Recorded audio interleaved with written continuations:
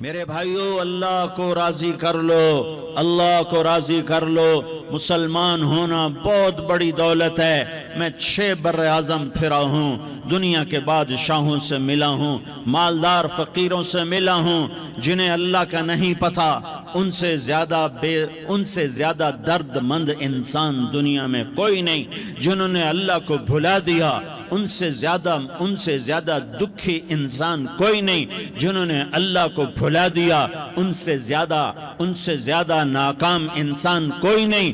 اللہ کو پا لینے والا کبھی نہ ہارا، اور اللہ کو کھو دینے والا کبھی نہ جیتا۔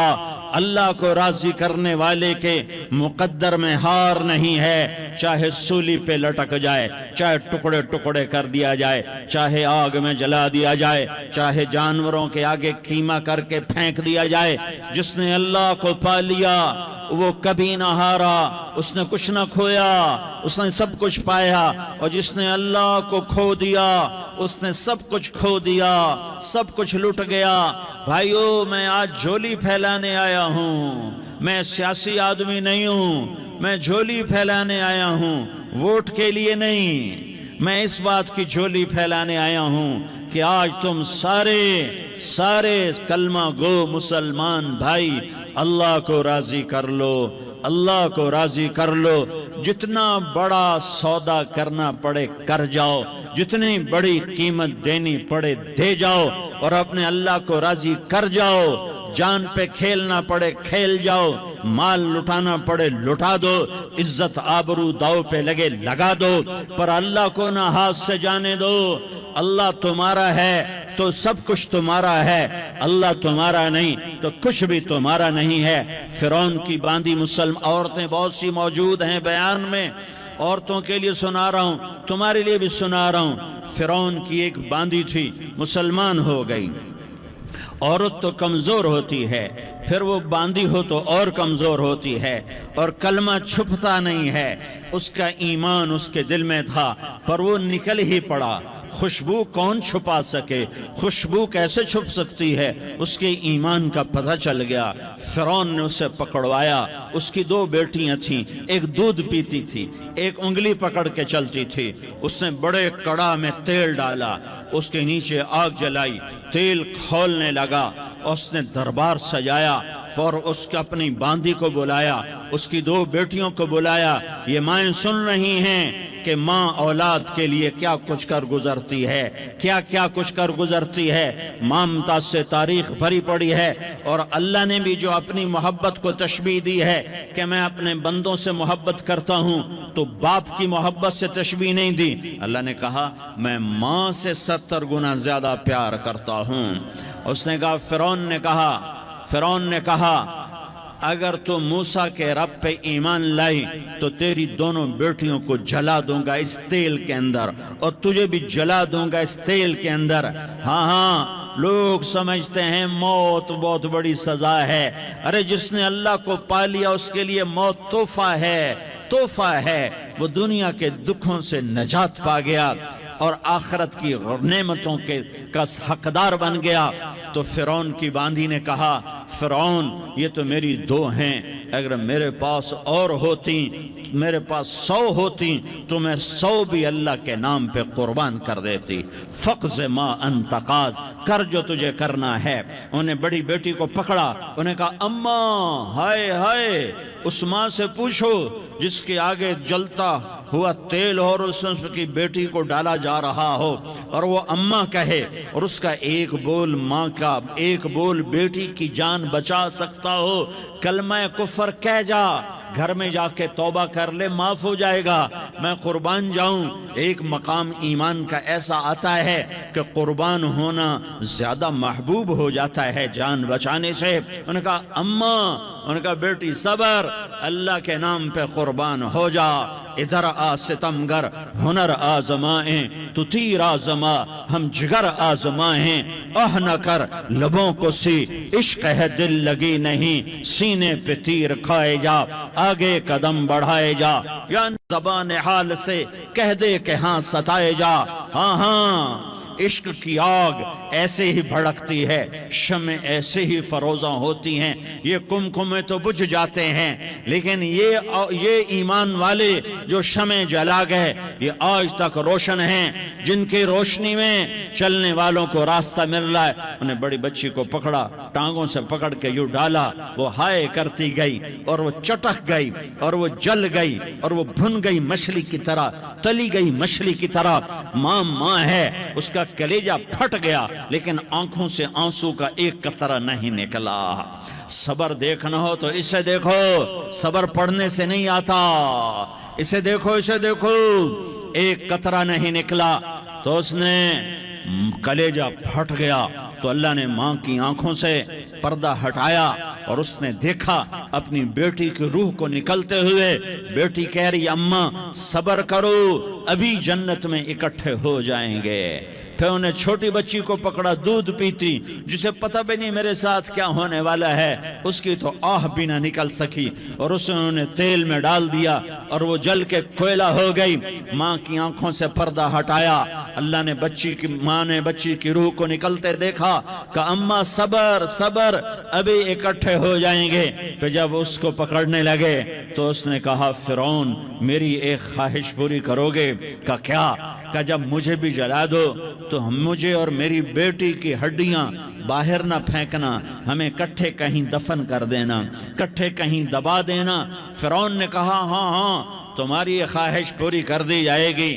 ہاں دنیا میں اللہ فرعونوں کو مہلت دیتا چلا آیا، لیکن فرعونوں کو مار کے دکھایا، نمرودوں کو مہلت دیتا چلا آیا، پھر نمرودوں کو مار کے دکھایا، قارونوں کو مہلت دی، پھر قارونوں کو مار کے دکھایا، پھر جنت اور جہنم کا نظام بنایا، پھر ایک دن مجھے بھی کھڑا کرے گا اور تمہیں بھی کھڑا کرے گا، پھر ایک طبقہ جنت کا حقدار بنے گا، ایک طبقہ آگ کا حقدار بنے گا۔ پھینک دیا، جل گئی، ہڈیاں نکل آئیں، انہیں ہڈیوں کو اٹھا کر زمین میں دبا دیا۔ 2000 سال گزر گئے، میرا نبی دنیا میں موسیٰ علیہ السلام کے 2000 سال بعد آتے ہیں اور آپ معراج پہ چلتے ہیں۔ جب آپ بیت المقدس سے معراج کو اٹھے تو آپ کو زمین سے جنت کی خوشبو آئی، تو آپ نے ارشاد فرمایا جبریل میں جنت کی خوشبو سونگ رہا ہوں، یہ کہاں سے آ رہی ہے؟ تو آپ نے جبریل نے عرض کی یا رسول اللہ فرعون کی باندی اپنی بیٹیوں کے ساتھ، اپنی ہڈیوں کے ساتھ جس جگہ پر دفن ہے، جس دن اسے دفن کیا گیا تھا اس دن سے آج تک یہ خوشبو آ رہی ہے، اور یہ قیامت تک خوشبودار رہے گا۔ یہ زمین کا ٹکڑا کہ یہاں وہ دفن ہے جس نے اللہ کے ساتھ سودا کر لیا۔ اللہ سے سودا کر لو، اللہ سے سودا کر لو۔ یہ سودا حسین نے کیا اللہ کے ساتھ، ایک سودا یزید نے کیا، اس نے خون بہایا، اس نے ظلم کیا۔ ارے ظالم کبھی ہرا نہیں ہوتا اور مظلوم کبھی خشک نہیں ہوتا، ظالم پہ کبھی بہار نہیں آتی اور مظلوم پہ کبھی خزاں نہیں آتی۔ اللہ ظالم کو مہلت ضرور دیتا ہے، لیکن ایک دن ہے جب اللہ جنت کو سجائے گا اور جہنم کو بھڑکائے گا اور ترازو کو لٹکائے گا اور پل صراط کو قائم کرے گا اور اپنے عرش کو لائے گا اور خود فرشتوں کو بلائے گا، پھر طارق جمیل کو قبر سے اٹھائے گا، سردار عزیر کو قبر سے اٹھائے گا، زید عمر بکر کو قبر سے اٹھائے گا، پھر مجھ سے سوال کرے گا میں نے تمہیں دنیا میں عزت دی، مال دیا، بتا آج میرے لیے کیا کر کے لایا ہے؟ بولو آج کیا کر کے لائے ہو؟ یا اللہ کی قیامت سے ٹکر لے جاؤ، یا اللہ کی جہنم کو پانی سے بجھا دو، یا اللہ کی جنت کو آگ لگا دو، یا قبر میں جانے سے انکار کر دو، یا موت سے لڑنے کی طاقت دکھا دو، یا یہ طرز زندگی چھوڑو جس نے ہمیں ہلاک کر دیا، اللہ کے سامنے رسوا کر دیا۔ موت ہے، جنت ہے، جہنم ہے، آخرت ہے، اللہ ہے، رسالت ہے، محمد مصطفیٰ کی ہستی ہے جو تمہارے لیے پس گیا، لٹ گیا، دان توڑوائے، خون خون ہوا، جاؤ جاؤ چلو میرے ساتھ، میں تمہیں طائف کے پہاڑوں میں لے جاؤں اور میں تمہیں وہاں کھڑ کے سوال کروں، کاش طائف کے پہاڑوں کی زبان ہوتی تو وہ سب سے پہلے ہمیں تمہیں لان تان کرتا، ارے تمہیں شرم نہ آئی کہ تمہارا نبی تمہارے لیے خون و خون ہو گیا۔ اس کے 2 دفعہ آسمان کے فرشتے روئے ہیں، 2 دفعہ آسمان کے فرشتے روئے ہیں۔ ایک 4000 سال پہلے جب ابراہیم بوڑھا باپ 96 سال کی عمر اور 6 سال کا بچہ، اور حکم دیا جا رہا ہے دشمن کے گلے پہ چھری چلانا تو بڑا آسان ہے کہ انسان جب وحشی بن جاتا ہے، جانور بن جاتا ہے، سانپ بن جاتا ہے تو اسے ڈسنے میں کوئی آر نہیں ہوتا، اسے کاٹنے میں کوئی آر نہیں ہوتا، لیکن سامنے تو اسماعیل کھڑا ہے، 86 سال کی عمر میں بیٹا ملا اور باپ 92-94 سال کا بوڑھا ہو گیا، اور میرا رب کہتا ہے ابراہیم اسماعیل کی گردن پہ چھری چلا دے، میں دیکھنا چاہتا ہوں تو میرا ہے یا اسماعیل کا ہے، تیرے دل میں ہوں یا اسماعیل ہے؟ کہ میرے رب ہزاروں اسماعیل تجھ پہ قربان کر دوں۔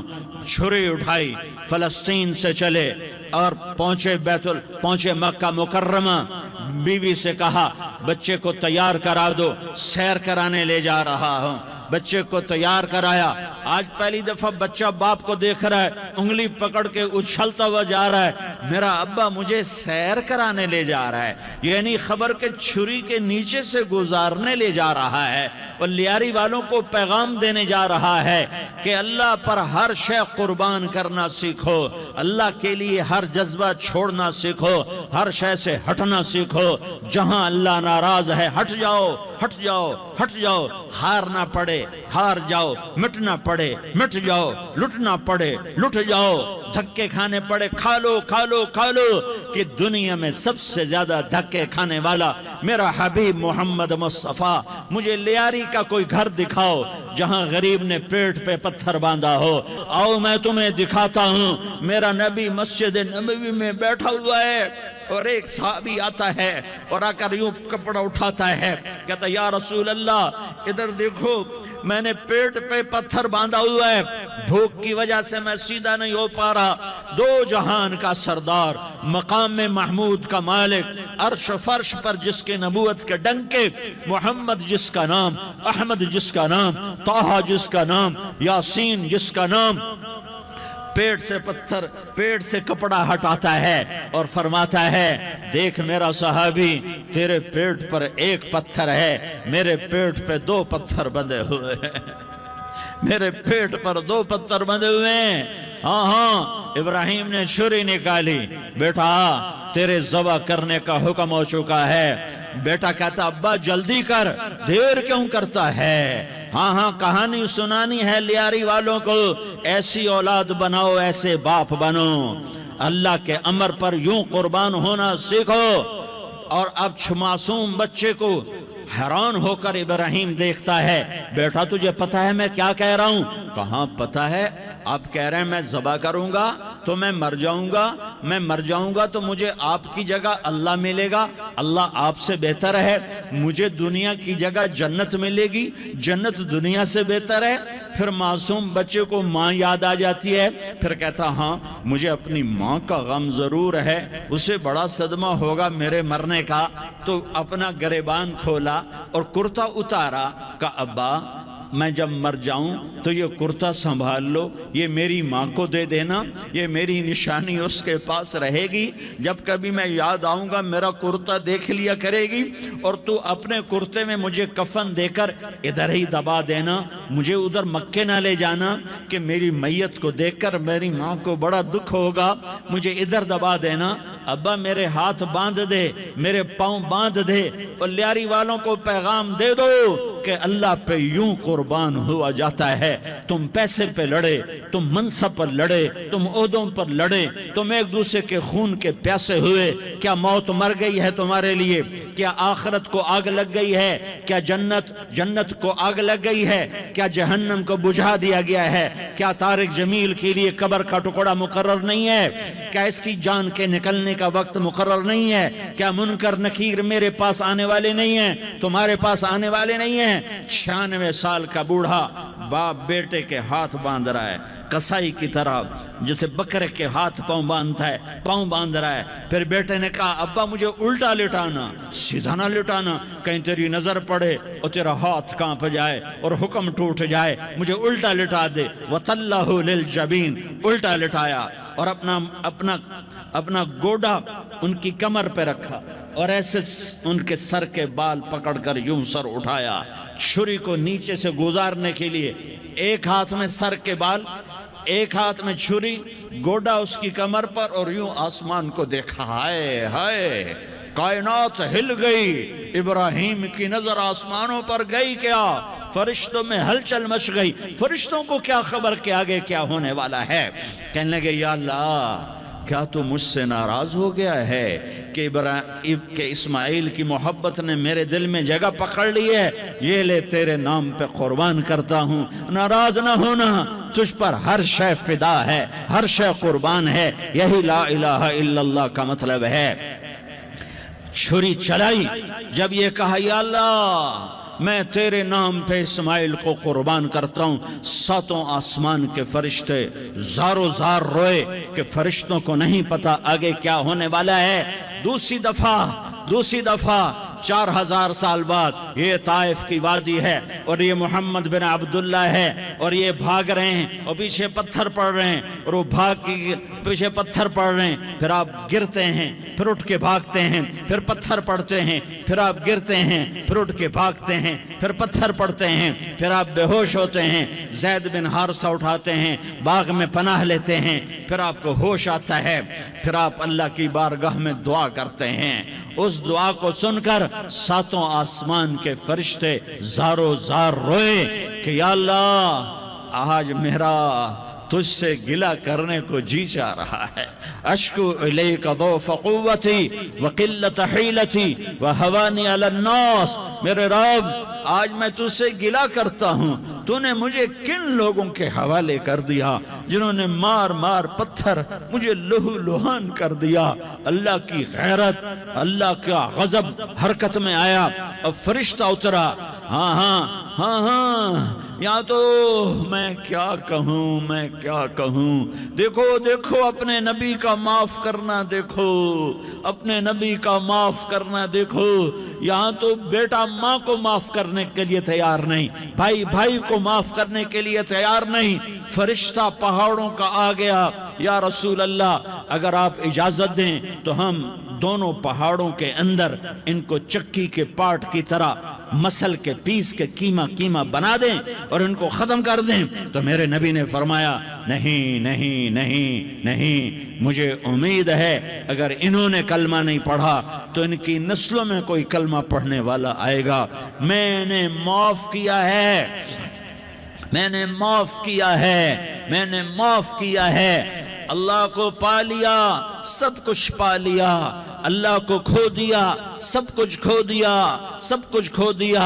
یہ لا الہ الا اللہ کا پیغام ہے، یہ لا الہ الا اللہ کا پیغام ہے، یہ لا الہ الا اللہ کا پیغام ہے کہ مرنے سے پہلے اللہ کو راضی کر جاؤ۔ ہاں حسین نے اللہ کو راضی کیا، یزید نے حکومت کو راضی کیا، اس نے حکومت پالی، وہ حکمران بنا، اس کے خاندان نے حکومت کی اور حکومت اس کی باندھی بنی، اور حسین نے جان دے کر نیزے پہ سر چڑھا دیا۔ کائنات کا افضل ترین خون ایسے پانی کی طرح سستا ہو کے زمین پر بہا۔